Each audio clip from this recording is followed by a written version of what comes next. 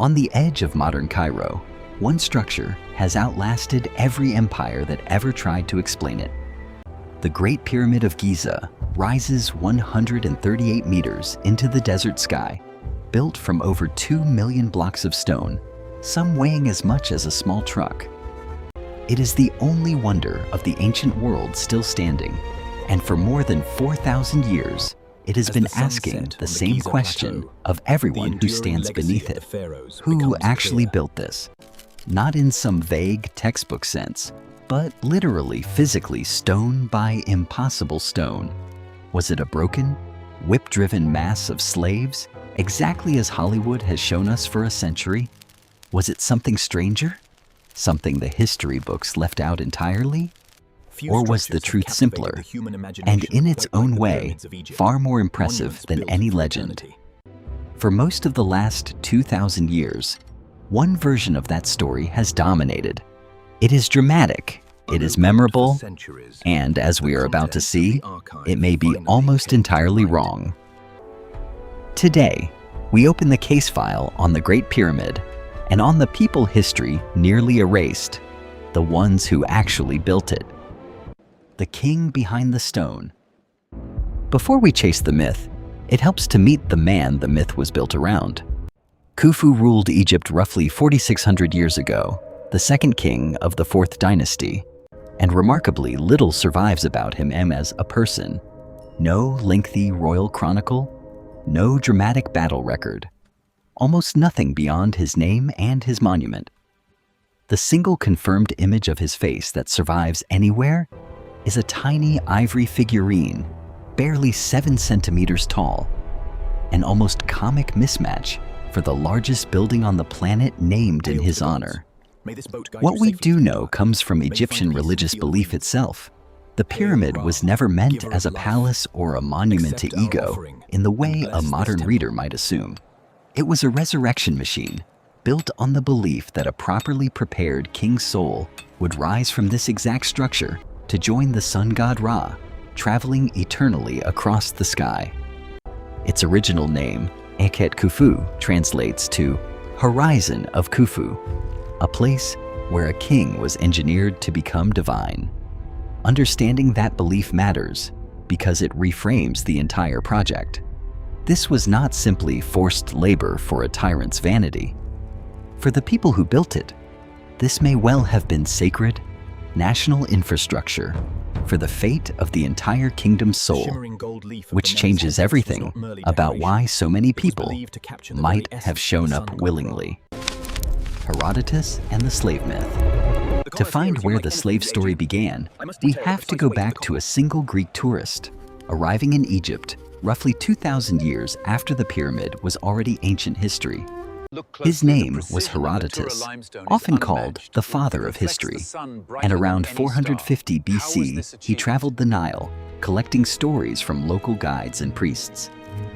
In his writings, he claimed the pharaoh Khufu forced 100,000 Egyptians into brutal, unpaid labor, working in punishing shifts for 20 years, emptying the country's resources so completely that Khufu allegedly prostituted his own daughter just to keep the project funded. It is a vivid, scandalous story. It is also, by Herodotus's own admission, secondhand gossip, collected 2,000 years after the fact from guides who likely had no better access to the truth than he did. No Egyptian record from Khufu's own era describes anything close to this. Yet, the story stuck, repeated by later Greek and Roman writers, then revived by Victorian archaeologists, then cemented forever by 20th century film. A single tourist's secondhand tale became the accepted history of one of humanity's greatest achievements. So what does the actual physical evidence say? A detour into aliens and Atlantis. Before we get to that evidence, it is worth addressing the other theory that refuses to die. The idea that the pyramids are simply too advanced for Bronze Age Egyptians to have built at all, and must be the work of aliens, or a lost advanced civilization like Atlantis.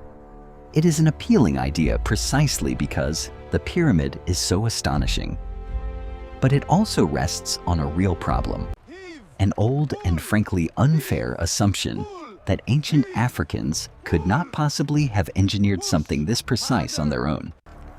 As we are about to see, Egypt left behind construction ramps, worker settlements, official titles, transport logbooks, and even the builder's own handwriting scrawled inside the stone itself. Every piece of it points to skilled human beings using known Bronze Age tools, organized at a truly staggering scale. No alien technology required, just extraordinary planning and an extraordinary number of ordinary talented people. So, if it was not slaves, and it was not aliens, then who were they, and how do we actually know? The farmer who cracked the case. The person who did more than almost anyone to answer that question was an American archaeologist named Mark Lehner, who first arrived in Egypt in the 1970s and became fascinated with the Giza Plateau, eventually mapping the Sphinx itself in painstaking detail. Lehner suspected that if thousands of workers really had built these monuments, they had to have lived somewhere nearby, eaten somewhere nearby, and been organized by someone nearby. That meant there should be a physical settlement still buried in the sand, waiting to be found. In 1988, while investigating the area south of the pyramids, his team's suspicions were confirmed in dramatic fashion.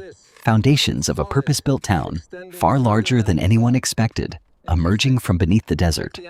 It would take years of careful excavation to reveal exactly what they had found.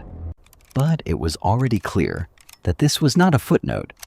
It looked like the actual industrial engine room behind the Great Pyramid itself, and it was about to rewrite everything we thought we knew about who built it. The lost city of the pyramid builders. What Lehner's team eventually uncovered became known as Het El Garab, the Wall of the Crow, now often nicknamed the Lost City of the Pyramid Builders. It was an enormous planned settlement, complete with barrack-style sleeping galleries, administrative buildings, and industrial-scale bakeries capable of producing thousands of loaves of bread a day. Excavators also found breweries, copper workshops, and evidence of large-scale butchery, including the bones of cattle, sheep, and goats, delivered in numbers that suggest organized taxation from across the kingdom, not scraps thrown to enslaved captives. This was not a prison camp. It was infrastructure, built with the same planning intelligence as the pyramid itself, designed to house, feed, and manage a rotating national workforce. And crucially, it sat in the shadow of the pyramid, visible every single day to the people living there, as Lehner and his Egyptian colleague Zahi Hawass would soon discover. That visibility was not an accident. It was, in fact, the whole point. The tombs nobody expected. In 1990, a tourist's horse stumbled over a low mud brick wall just south of the pyramids, leading to a discovery nobody had been looking for: a cemetery. Not for pharaohs or nobles, but for ordinary laborers, the people who had actually built the monument towering above their graves. Zahi Hawass, then head of the Giza excavations, led the dig that followed, and what his team found stunned the field of archaeology. These were not mass graves or unmarked pits. The builders had been buried with genuine care, in mud brick tombs facing the pyramid itself, some containing beer and bread left for the afterlife, a few even bearing carved inscriptions naming the deceased and their role. Hawass made the point himself, directly and repeatedly, that no ruling power buries its slaves in prime real estate, facing its most sacred monument. You bury people you value that way. It was the first solid physical proof that the workforce here had status, identity, and respect, exactly the opposite of Herodotus's forced, faceless mass. But the tombs had one more story left to tell. What the bones reveal. When specialists examined the skeletons from these worker cemeteries, the evidence became even more specific. Many showed the physical toll of genuinely brutal labor, worn joints, spinal compression, and healed fractures consistent with moving enormous weight day after day. This was undeniably hard, punishing work. But here is the detail that changed the conversation entirely. Several skeletons showed fractures that had been carefully set and allowed to heal, including at least one case of a leg amputation where the patient clearly survived the surgery and lived on afterward. Disposable, unpaid captives are not given complex medical treatment and months of recovery time. Valued members of an organized workforce sometimes are. Taken together, the burials suggest a labor force that was worked extremely hard, physically damaged by the effort, and still considered worth healing, feeding, and honoring in death. It paints a picture far more complicated than either slaves or willing volunteers alone. It looks like a national labor system, with all the brutal reality and the genuine investment that implies. Feeding an army of builders. Whoever these workers were, feeding them was an operation on a genuinely staggering scale. Estimates of the workforce at Giza range from around 20,000 to as many as 40,000 people at peak periods. Once you include quarry workers, boat crews, craftsmen, bakers, and administrators, not just the crews hauling stone.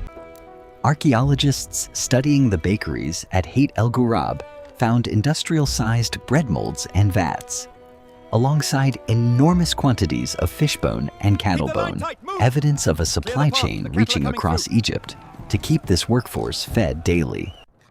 Some researchers have compared the logistics involved to provisioning a small army on permanent campaign, except this campaign lasted for decades, not months. That kind of sustained food supply does not happen by accident, and it does not happen for a workforce nobody cares about keeping alive and functional. It requires taxation, transport, storage, and administration on a national scale. Which raises an obvious question.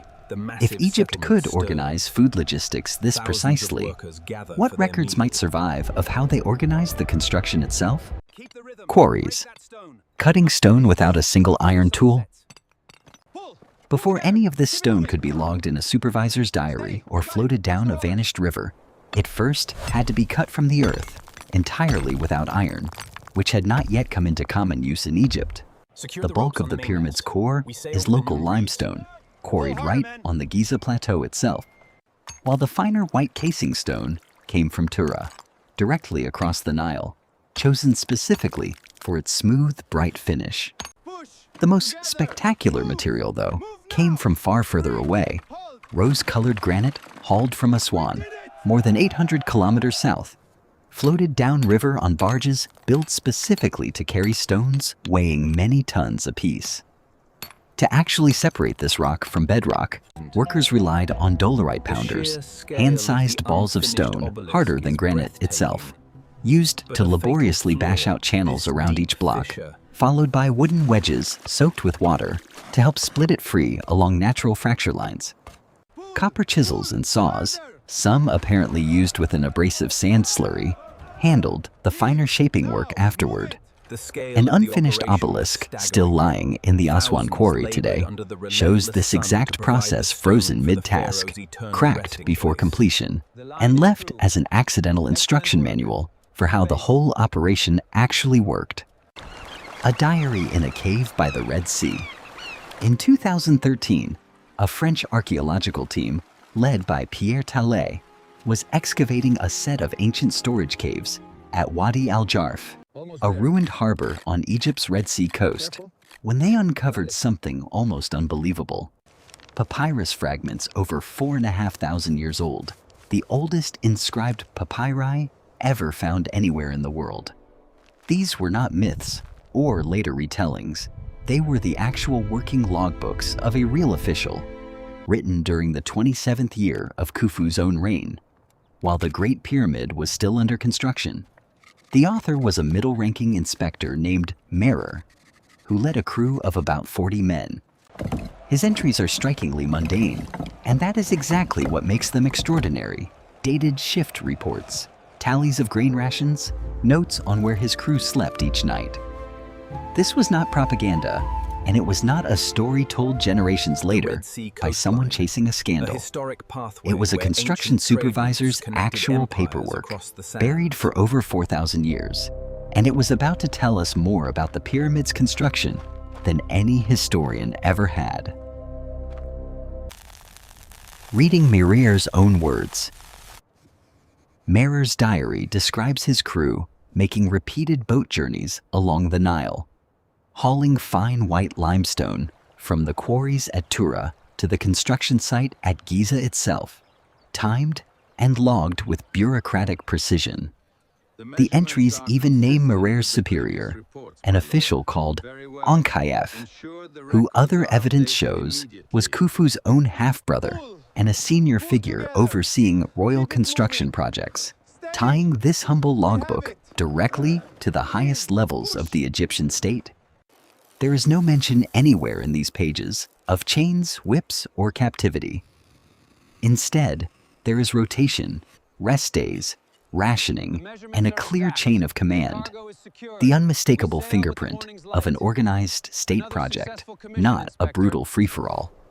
It is, in effect, a shipping manifest from one of the most famous construction sites in human history, written by someone who had absolutely no reason to lie about the working conditions because he was simply doing his job and logging his hours. And it confirms something else remarkable, that these limestone blocks were traveling by water, which meant the pyramid builders needed a river far closer to the plateau than the Nile runs today. The river that vanished. For decades, this created a real geographical puzzle, since the modern Nile flows several kilometers away from the Giza Plateau, seemingly too far for practical stone transport on the scale Merer describes. In 2022, a research team publishing in the Proceedings of the National Academy of Sciences finally solved it, using sediment cores drilled from the surrounding floodplain and fossilized pollen samples to reconstruct the ancient landscape. Their data revealed a long-vanished waterway, now known as the Khufu branch of the Nile, which once ran directly alongside the plateau, with high water levels precisely during the reigns of the pharaohs who built Giza's 3 Great Pyramids. This branch would have allowed boats loaded with limestone and granite to sail almost to the foot of the construction site itself, exactly as Merer's diary describes. The river that made the pyramid possible dried up and disappeared beneath the desert centuries ago, erasing the most obvious clue to how the stones actually arrived. Modern science had to dig it back out of the mud, and once the stone was on site, an entirely different question remained. Who was actually directing where every single block should go? Hemiunu, the architect behind the legend. That answer appears to be a real, historically documented man named Hemiunu, King Khufu's own nephew, whose statue was discovered in 1912 inside a grand tomb, built astonishingly close to the pyramid itself. Inscriptions found there give him a remarkable title, overseer of all the king's construction projects, effectively the pyramid's chief architect and project director. His tomb's prime location, mirroring the workers' cemetery nearby, is itself a signal of exactly how seriously Egypt's rulers valued the engineering talent behind this project. Hemiunu would have overseen quarrying schedules, transport logistics like the ones Merer recorded, workforce rotations, and the staggeringly precise geometry required to align the pyramid's base to true north with an accuracy of a fraction of a degree, a feat modern engineers still study with genuine admiration. This was not chaotic, brute force labor. It was a coordinated, multi-generational engineering project run by named, credited professionals operating at the very top of Egyptian society. And remarkably, we do not just know his name, we can still read the names of the men who worked directly beneath him. a feat of mathematical precision. Whoever Hemiunu's teams actually were, the finished structure they left behind still humbles modern engineers. The Great Pyramid's base is level to within about 2 centimeters across a footprint longer than 8 American football fields laid side by side. And its 4 sides are aligned to true north with an accuracy of roughly 1/20th of a single degree, a precision some modern buildings still fail to match with laser instruments and satellite positioning. Its 4 corners are nearly perfect 90-degree angles, and the entire structure was originally sheathed in polished white limestone casing stones, cut so finely that ancient visitors reportedly could not slip a knife blade between the joints. Achieving that with sighting poles, plumb bobs, and stretched cord, rather than lasers or satellites, required generations of accumulated surveying knowledge, passed down and refined by real specialists like Hemiunu's own staff. It is a level of precision that simply does not happen through chaotic, unsupervised, forced labor. It happens through disciplined training, careful supervision, and a culture that valued getting the geometry exactly right, generation after generation. So the physical structure itself, quite apart from any papyrus or gravesite, has been quietly testifying to organized expertise the entire time. Names written in the dark.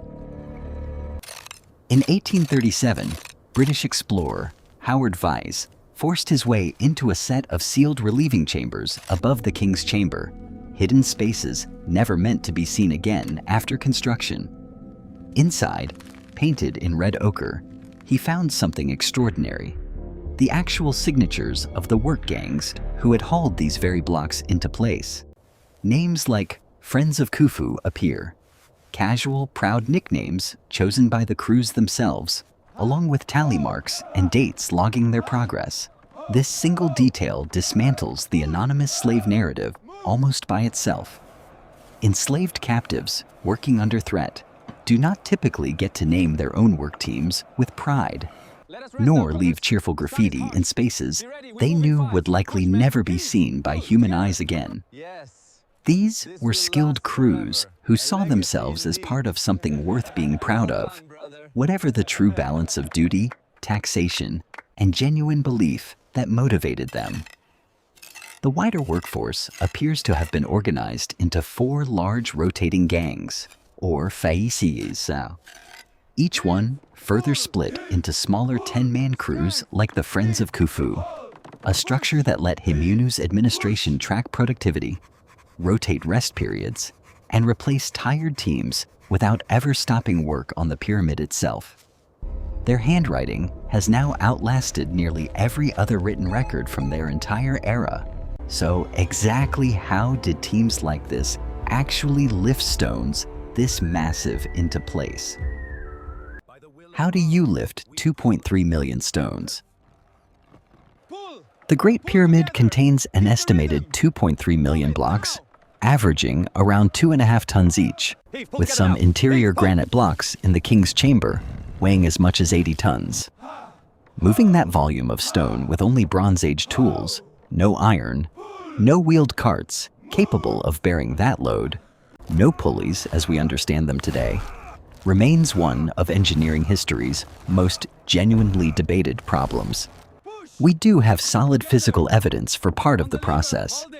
A tomb painting from Deir el-Bershah shows workers dragging a massive stone statue on a wooden sledge, while a single worker pours water in front of the sledge's path. And in 2014, physicists at the University of Amsterdam confirmed experimentally that wetting sand this way can cut friction by as much as half, making the load dramatically easier to haul. Combined with ropes, wooden levers, and organized teams, this explains transport across level ground extremely well. The far harder question is different. How did they lift these stones, sometimes weighing tons, up a structure rising over 130 meters into the sky? The Great Ramp Debate. The most traditional answer is a ramp, and archaeologists broadly agree some form of ramp was involved. The debate is over exactly what kind. A single straight ramp, long enough to reach the pyramid's peak, would need to be over 1 kilometer long and would have required more material than the pyramid itself. A serious practical problem. A zigzagging ramp wrapped around the exterior solves the length issue, but would have obscured workers' ability to check the pyramid's precise geometry as it rose. A serious problem for a structure this exactly aligned. In the 2000s, French architect Jean-Pierre Houdin proposed a striking alternative: an internal spiraling ramp built directly into the pyramid's body, with corner openings where simple wooden cranes could rotate each block into position. Microgravity scans in 2005 detected internal density anomalies that could be consistent with hidden passageways. Intriguing, but not conclusive evidence. Critics call the theory needlessly complicated, and to date, no internal ramp has ever actually been physically confirmed inside the structure. The honest answer is that this specific question remains genuinely open. But one more theory has recently added new weight to the conversation. Heave, lift, Water, high. Heave, shafts, lift to the and sky. a new theory. In July 2024, a research team publishing in the journal PLOS One proposed an entirely different mechanism, this time for Egypt's earlier step pyramid of Djoser, built roughly a century before the Great Pyramid. Their study points to a deep shaft and internal chambers at the site that may have functioned as a hydraulic lift, using water pressure and a float mechanism to raise construction materials, a discovery that pushed the known use of hydraulic engineering in ancient Egypt back by centuries. It is an important finding, and it strengthens the broader case that Old Kingdom Egyptians had far more sophisticated engineering knowledge than the simple ramp and rope picture alone suggests. It is worth being precise here, though. This particular evidence concerns Djoser's earlier pyramid specifically, not a confirmed hydraulic system inside the Great Pyramid itself, and researchers are still actively investigating whether similar techniques were carried forward to Giza a century later. What is now beyond serious doubt is this: whatever exact combination of methods they used, the people solving these problems were working with genuine hydraulic and mechanical sophistication, not guesswork. Inside the pyramid, the Grand Gallery. While the outside of the pyramid raises questions about ramps and hauling, its interior holds its own engineering puzzle, one visitors can still walk through today. The Grand Gallery, a soaring corbelled passage nearly 9 meters high, leads up toward the king's chamber, its walls stepping gradually inward, course by course, a design that distributes enormous structural stress without a single supporting pillar.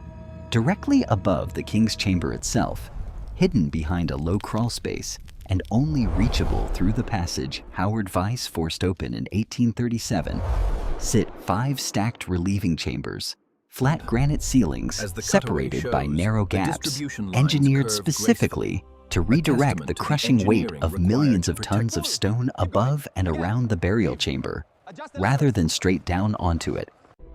Without this feature, modern engineers generally agree the chamber's flat granite roof would likely have cracked under the load centuries ago. It is a solution to a problem the builders could not see yet, planning for structural stresses that would only become fully apparent generations after the chamber was sealed.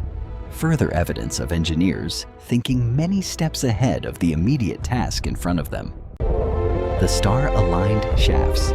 The king's and queen's chambers each contain a pair of narrow shafts running through the pyramid's body at a steep angle, long assumed to be simple air vents. In the 1960s, and again in the 1990s, researchers, including engineer Robert Bauval, proposed something more deliberate: that these shafts were precisely aligned with specific stars.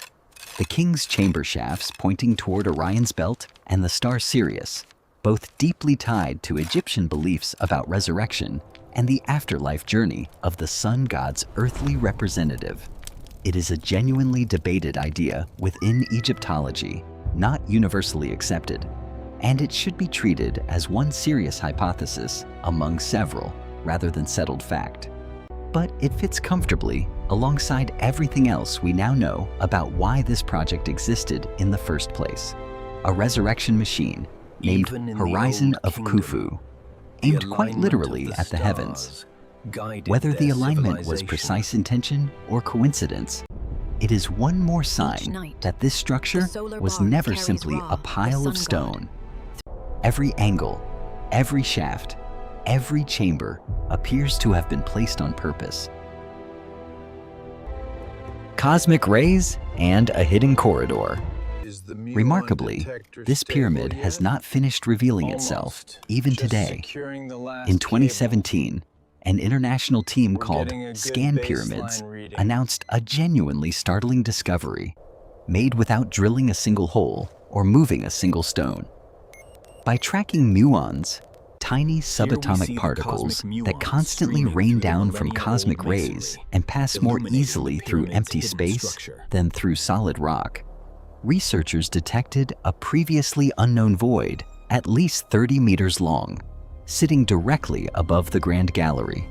Comparable in size to the gallery itself, follow-up scans published in 2023 refined the picture further, identifying a second, smaller corridor near the pyramid's north face, roughly 9 meters long, tucked behind the chevron-shaped stones visible from outside.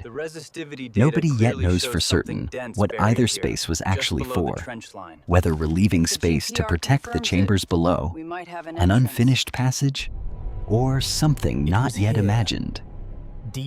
What is genuinely striking is the method itself, 21st century particle physics, quietly confirming that a 4,600-year-old monument still holds real secrets, hidden in plain sight the entire time. The case of who built the Great Pyramid may finally be closing.